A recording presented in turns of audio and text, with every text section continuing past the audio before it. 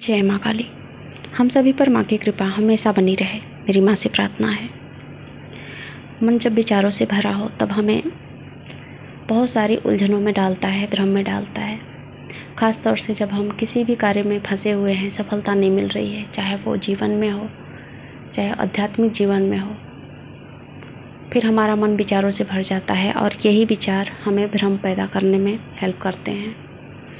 तो आप उन सभी विचारों को किनार करके एक विचार ये भी करें कि आपका और आपके भगवान का क्या रिश्ता है, आपका भगवान के साथ कैसा रिश्ता है, इस पर भी आपको विचार करना चाहिए। जब आप 100 विचार कर ले रहे हैं तो एक विचार करने में कोई हर्ज नहीं है। इस वीडियो के माध्यम से मैं आपके साथ कुछ ऐसी बातें शेयर करूंगी जो कि आपको मार्गदर्शन करेंगे आपकी आध्यात्मिक जर्नी को उन्नत करने में, या फिर घर में जो परेशानियां हैं उन परेशानियों से बाहर निकलने में। भक्त और भगवान का रिश्ता निश्चल होना चाहिए, उसमें कोई भी छल कपट नहीं होना चाहिए। जैसे आत्मा और मन का जो रिश्ता होता है उसी तरीके से सब कुछ भगवान का है। ऐसा समर्पण भाव से जब भक्ति करने लगते हैं तो हमारे जीवन में आने वाली जो परेशानियां हैं वो भी ऐसे स्मूथली आकर निकल जाएंगी कि हमें उसका एहसास नहीं होगा। ऐसा नहीं है कि परेशानियां नहीं आएंगी, जीवन में आती हैं, क्योंकि वो हमारा कार्मिक बंधन है। परेशानियां आएंगी, सब कुछ होगा। जीवन जैसा चल रहा है, जैसे हमने कर्म किए हैं, जैसा पेड़ बोया है वैसा ही तो फल मिलने वाला है। तो हमें फल से घबराना नहीं है। जो भी हमने कर्म किए हैं उसका अगर फल मिल रहा है इस जीवन में, चाहे वो बाधा के रूप में, दुख के रूप में, बीमारी के रूप में, मानसिक परेशानी के रूप में, तो आप उन सभी को भगवान को समर्पित करना सीखें। सच्ची भक्ति ऐसी होती है कि मतलब भगवान और आप दोनों दो नहीं हो, एक हो। ऐसा जब मन में विचार आने लगे, भगवान को एक पल के लिए भी अगर भूल जाएं तो वियोग महसूस हो, जैसे कि हीर रांझा। ऐसा जब मन में भाव आने लगे तो आप समझे कि आपका और भगवान का जो रिश्ता है बहुत ही मजबूत डोर से बंधा है, और चाहे कितनी भी परेशानियां आ जाए, चाहे कितनी भी मुसीबतें क्यों ना आ जाए, आपका रिश्ता कभी ख़त्म नहीं होने वाला है। तब जाकर आपको सिद्धि मिलेगी, तब जाकर आपकी परेशानियां जो हैं वो दूर होंगी, या फिर जो भी भ्रम है वो दूर होगा। मैं आपके साथ एक अनुभव शेयर करूंगी, बस ये बताने के लिए कि भगवान और आपका रिश्ता कैसा होना चाहिए। वैसे तो अनुभव बहुत सारे ज्ञानी लोग कहते हैं अनुभव नहीं शेयर करना चाहिए, पर मैं मानती हूँ कि अनुभव शेयर करने चाहिए, सबको शेयर करने चाहिए। जब हम एक दूसरे से अनुभव शेयर करते हैं तो उसमें से जो अच्छी चीज़ों का निचोड़ निकलता है वो जीवन बदलने के लिए काफ़ी होता है।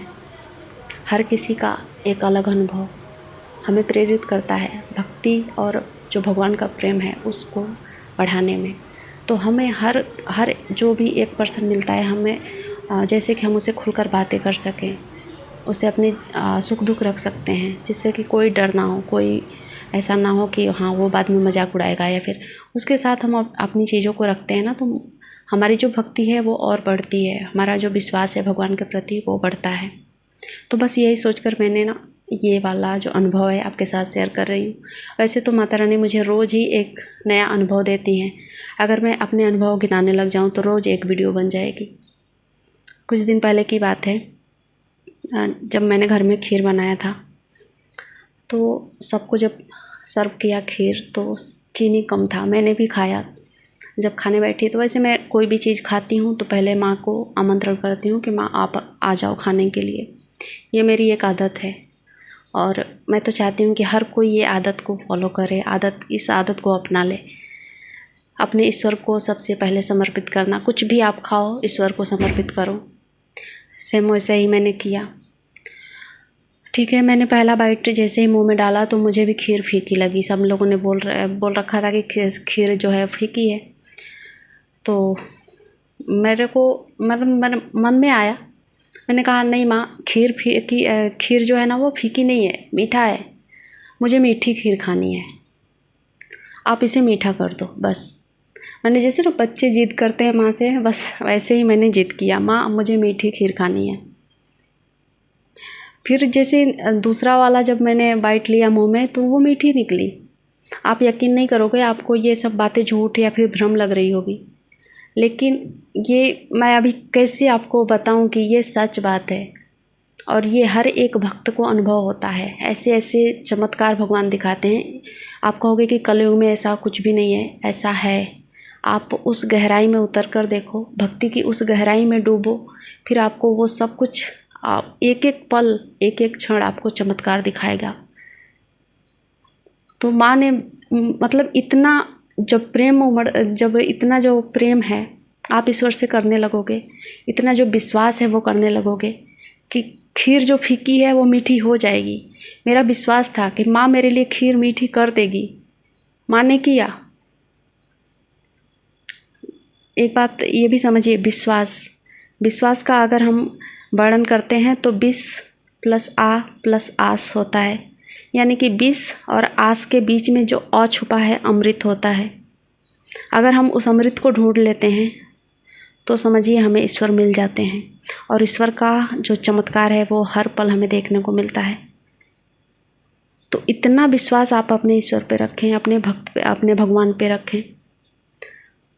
जब इतना विश्वास आप करने लग जाएंगे तो आपके हर कार्य पूर्ण होने लग जाएंगे। चाहे आपके जीवन में कितने भी कर्म बंधन लगे हों, हर एक जगह पे कर्म बंधन रुकावटें पैदा कर रहे हों, लेकिन आपका विश्वास डगमगाना नहीं चाहिए। आपको इतना विश्वास रखना चाहिए कि वो विष है तो माँ मेरे लिए अमृत कर देगी, मेरा ईश्वर अमृत कर देगा उसे, बस हमें आंख बंद करके पी जाना है। इतना विश्वास आप पैदा करें, आप देखेंगे आपकी जो भी मुश्किलें हैं, जो भी परेशानियां हैं, हल हो जाएंगी। जय माँ काली।